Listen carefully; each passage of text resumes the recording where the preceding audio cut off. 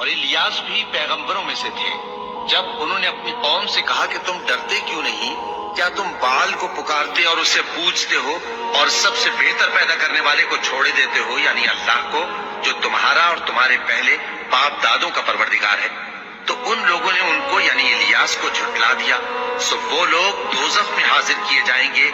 हाँ, अल्लाह के चुने हुए बंदे मुब्तलाए अजाब नहीं होंगे। और उनका जिक्र खैर बाद में आने वालों में बाकी रखा कि इलियासीन पर सलाम हो, हम नेक लोगों को ऐसा ही बदला देते हैं, बेशक वो हमारे मोमिन बंदों में से थे।